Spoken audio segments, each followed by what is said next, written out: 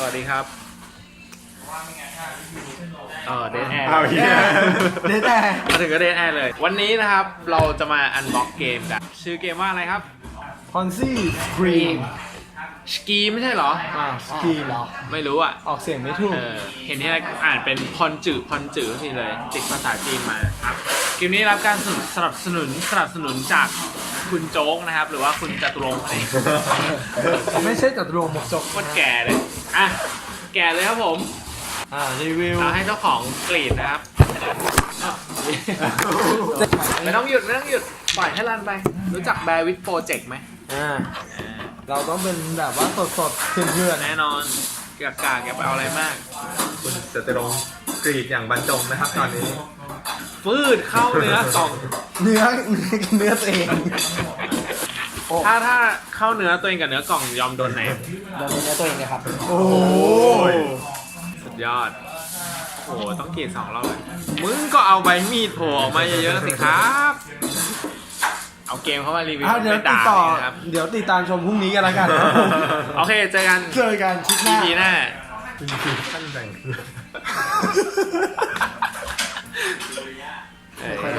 ตื่นกล้อง กล้องก็อย่างเงี้ยแหละ ครับกลัวกองพัง ครั้งแรกก็อย่างเงี้ยแหละจ็อกเกอร์อันนี้ดึงตึงนี่ได้กรีดได้ ฝากด้วยนะครับ 59.95 ดอลลาร์ อันนี้ซื้อมาเท่าไหร่ครับ นี่ซื้อมา 2,500 บาท 500 บาทครับ อ๋อ2,500 บาทนะครับผม เอา ขาดไปแล้วว่านั่น บรรจงกรีดทำไมตั้งนาน เปล่าเพราะว่าจะถอดส่วนล่างอยู่แล้วแต่ส่วนบน ต่อ โอเค เอาเลยครับ เปิดเลยครับกูไม่ใช่เจ้าของครับ อ้าว เปิด งั้นก็ไม่บอกก่อนว่าเกมนี้ จับ เล่น ให้ กี่ชั่วโมงเล่น เกมนี้เป็นแนวไหนครับคุณจตุรงค์ค จา รั ก บ ค่าย TMG ก็ นะครับผม เกมนี้เป็นแนวว่าเหมือนเราก็จะใช้ระบบแชร์ลูกโซ่แล้วก็จะเป็นบริษัทหนึ่งเนี่ย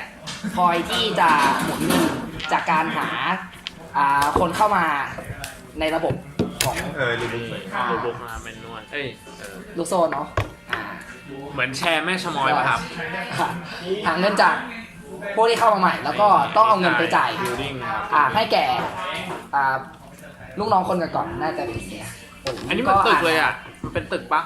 อ๋อไม่ใช่ครับเป็นวงล้อ เป็น ไม่เนี่ย น่า อ๋อ จะ ใช่เป็นบริษัทครับ เป็นโปรเจกต์ปะโปรเจกต์อะไรอย่างเงี้ยอันนี้ความรู้เป็นศูนย์ครับ Industry ครับ หน้าด้าน Industry รีวิว มันเรียกว่าอินดัสทรีไทยครับผม อันนี้ฉากบาง เอาบางหน้าบางไงครับผม คอมโพเนนต์เกมนี้ บางหน้า ซื้อคอมโพเนนต์เกมนี้แล้วก็ไปเล่นกับเกมอื่นก็ เก ด้ มอะไร โอ้ ค ค รั รั บบ อันนี้มันค่อนข้าง โอ้โหอันนี้บอร์ดกลางใช่ไหมที่จะต้องรันเงิน ที่ แบ เป็ ง น ค์ วา จะ ง เป็นแบบกระดาษแฮะ เฮ้ยแถมกล่องใส่แว่นด้วยนะครับ เอ้ย อ๋อไม่ใช่กล่องใส่แว่นครับ อ๋อ ซองใส่ตังค์ครับ ต้องใส่เลยครับผม เวลาที่เราจะไปซื้อ เกมนี้เงินเป็นเงินกระดาษ แบบบล็อกเกอร์ต้องมีมือด้านหลัง โอ้โหแล้วก็มาแบบนี้ นะครับ เงินสวยมาก อืม อ้าวเจอ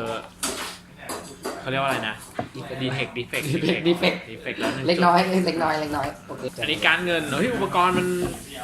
มันแค่นี้เองเหรอ ใช่ครับ ไม่มีอะไรเลย ไม่มีอะไรเลย ไม่มีอะไรเลย ก็ส่วนใหญ่ก็จะเป็นตัวบอร์ดพวกนี้แหละ โอ้ยได้นี้ก็คุ้มแล้วนี่ซองหนัง คุ้มแล้ว ขอยุติการรีวิว ทำจาก แค่นี้ขอบคุณ หนังกระโปกวัว ตัวเมีย เดี๋ยว ตัวมีกับ ไม่มี แล้วไงต่อครับ เราจบแค่นี้เหรอ จบรีวิวก่อนแล้วกันครับ เพราะว่าผมก็ต้องศึกษาเหมือนกัน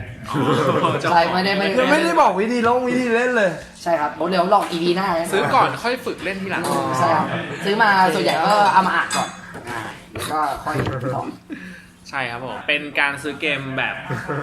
แน แบ ว บสุ่ม เขาเรียกว่าอะไรนะ หัวกลับ ต้องเอามาอ่านตั้ง1-2 ปกติเขาต้องไปดูก่อนดูแล้วชอบแล้วศึกษาแล้วซื้อไม่ใช่เหรอครับ คิดว่าเกมนี้มันดีนะ ก็เลยลองซื้อมาแล้วก็ลองมานั่งอ่านเอง นั่นแหละ เข้าใจกฎอย่างดีเท การ ล ซื้อบอร์ดเกมแบบหัวกลับ เกมนี้ ลองเอาไปใช้กันนะครับ ซื้อแม่งเลย ซื้อแม่งเลยแล้วค่อย เล่นยังไงไม่รู้ ใช่ ค่อยมาศึกษาทีหลัง ก็เห็นไหม เกมนี้โดนป้ายยามาใช่ไหม โดนไม่ยาจากใครครับ อ๋อไม่เลยครับ ก็ จาก สน ร้า ใจ นรอหรือเปล่าครับ ใช่ครับ เราใช้ตัวย่อนะครับ เดี๋ยวเขา อืม ฟ้องเราได้ โอเคครับผมลูกค้ามาแล้วนะครับ เดี๋ยวเราเจอกัน EP หน้านะครับ เราจะอันบ็อกอะไรคอยติดตาม วันนี้ขอบคุณมากครับ ก็